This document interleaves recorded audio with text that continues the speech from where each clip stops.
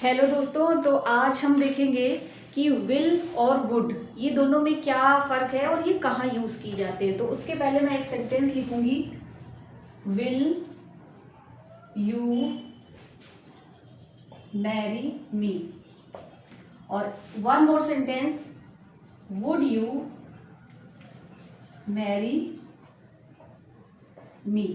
अब अगर ग्रामर के दृष्टिकोण से देखें तो अगर हम स्पीकिंग के लॉजिक से देखें या हम ग्रामेटिकल लॉजिक से देखें तो देखिए सेंटेंस है कि क्या आप मुझसे शादी करेंगी, यानी कि यहां पर स्ट्रेट फॉरवर्ड पूछा जा रहा है विल यू मैरी मी, तो यहां पर ये मतलब निकल रहा है। और यहां पर है क्या आप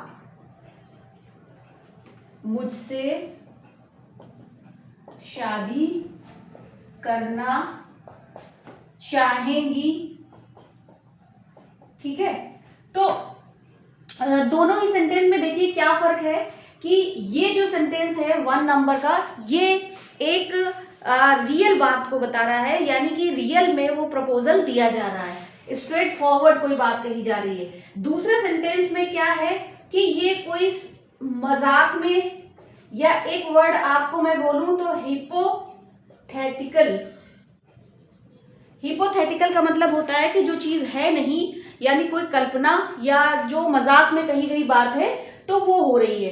तो दोनों में देखिए डिफरेंस यही है कि यहां पर हम स्ट्रेट फॉरवर्ड किसी से शादी के लिए बोल रहे हैं, जबकि दूसरे सेंटेंस में जो है हम उसकी मर्जी जान रहे हैं, यानी कि कोई ना होने वाली बात है तो वही हम कर रहे हैं। तो अब आपको इस सेंटेंस से क्लियर हो गया होगा। बाकी और देख लेते हैं कि विल और वुड कहाँ पे यूज होते हैं और कैसे यूज होते हैं। तो सबको ये बात तो पता ही है कि विल की पास्ट फॉर्म यानी कि सेकंड फॉर्म कह सकते हैं, पास्ट फॉर्म कह सकते हैं इसको। ठीक है, ये फर्स्ट फॉर्म है, ठीक है, यानी कि प्रेजेंट फॉर्म। और जब सेंटेंस फ्यूचर टेंस का होता है तो हम यूज करते हैं विल का। और इसी तरह से जब सेंटेंस अगर हमें ये शो करे कि ये कोई बात हम पास्ट में, यानी कि है तो वो भविष्य की ही, लेकिन वो हमें उसी पर्टिकुलर टाइम में यानी प्रेजेंट में होने को कही जा रही है, तो वहां पर वुड का यूज किया जाता है। तो विल की जब हम बात करते हैं तो विल देखिए 3-4 चीजें लेके चलता है। एक तो ये फ्यूचर टेंस में चलेगा, ठीक है। दूसरा नंबर ये ऑफर करेगा कोई चीज या रिक्वेस्ट कह सकते हैं।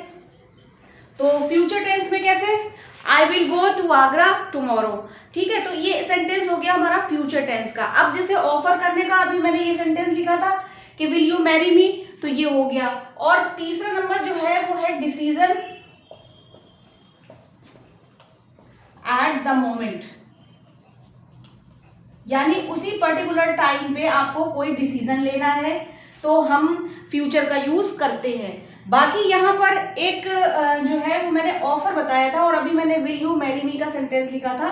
और यहाँ पर क्या है कि सेंटेंस में जैसे मैं बोलूँ आई विल कॉल यू या विल यू मैरी मी, और जैसे शी विल हेल्प यू, ठीक है, तो ये सेंटेंस जो है सब फ्यूचर को डिनोट कर रहे हैं और ये क्राइटेरिया लेके चल रहे हैं। तो इसमें कोई बहुत बड़ी बात नहीं है, सिर्फ आपको इतना याद रखना है कि जब फ्यूचर टेंस की बात हो तो हम विल का यूज करते हैं, और किसी से कोई चीज हम ऑफर कर रहे हैं या कोई रिक्वेस्ट कर रहे हैं या हम डिसीजन एट द मोमेंट ले रहे हैं तो हम जनरली फ्यूचर में के केस में विल का यूज करते हैं। और विल की अगर आप देखिए हिंदी का जो अगर निकलती है वो दोनों की ही गा गी गे, यानी कि वुड का भी निकलेगा और इसका भी निकलेगा। तो देखिए फ्यूचर का टेंस का कोई बहुत बड़ा रोल नहीं है, ये तो हम बचपन से पढ़ रहे थे। मेन बात आती है, जो मेन चीज है वो इसको अलग करती है वुड। ठीक है, ये तो आप इतना तो जान ही गए हैं कि ये सेकेंड फॉर्म है यानी पास्ट फॉर्म है, लेकिन ये बताती क्या क्या है। तो देखिए सबसे पहला है पोलाइट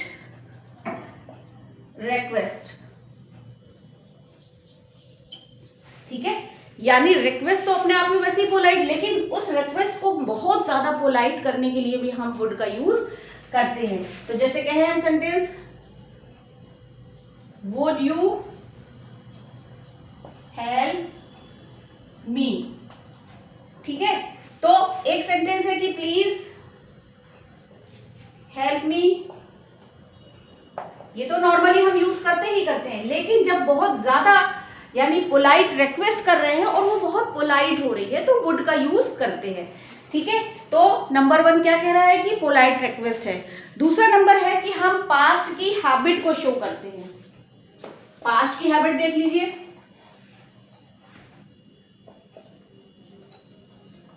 पास्ट की हैबिट, पास्ट की हैबिट कैसे करते हैं? देखिए, जब हमें पास्ट टेंस में बताना होता है तो शी वुड ऑलवेज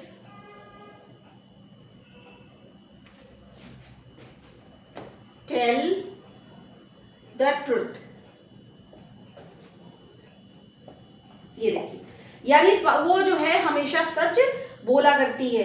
तो यहाँ पर ये पास्ट टेंस की यानी बीते हुए समय की क्या बता रहा है कि यहाँ पर ये बता रहा है कि पास्ट की कोई हैबिट बताई जा रही है, ठीक है। और दूसरी बात क्या है कि ये जो है आपका इमेजिनेशन वाले सेंटेंस को भी लेके चलता है।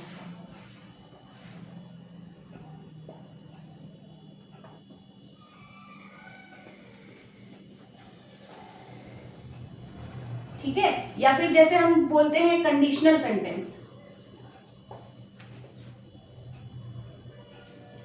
कंडीशनल सेंटेंस के केस में भी हम इसे यूज करते हैं। तो जैसे सेंटेंस से लिखे, if I were a bird I would fly. तो देखिए, कंडीशनल सेंटेंस कि अगर मैं एक पक्षी होता, चिड़िया होता, तो मैं उड़ सकता, उड़ लेता।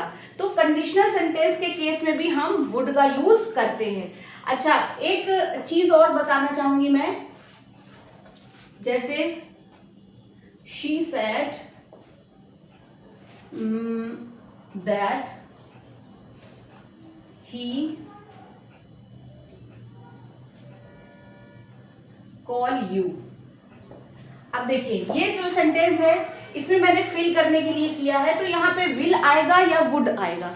तो ये इस चीज से भी निर्धारित होता है कि यहाँ पर पास्ट की बात हो रही है, यानी कि सेकेंड फॉर्म है ना सैड से की, तो यहाँ पर जो आने वाला है वो भी वुड आएगा, ना कि विल। ये चीज याद रखेंगे भाई, ये बहुत जरूरी इंपॉर्टेंट चीज है।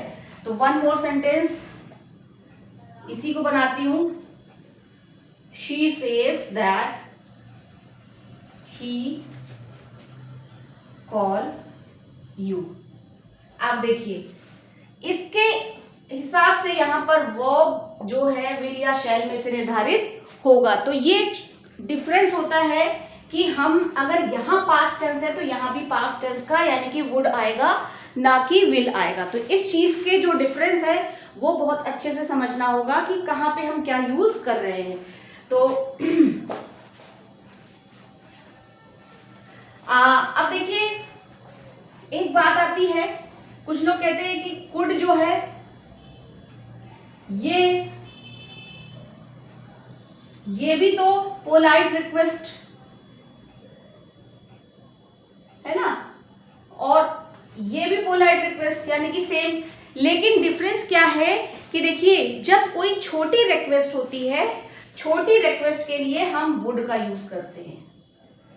कोई छोटी सी पोलाइट रिक्वेस्ट है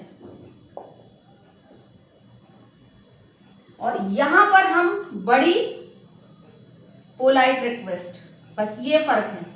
क्योंकि दिमाग में सवाल आता है ना कि जब कुड पढ़ाया तो कुड में बताया पोलाइट रिक्वेस्ट करी जाती है, तो बस डिफरेंस क्या है कि हम कुड का यूज बड़ी पोलाइट रिक्वेस्ट के लिए करते हैं।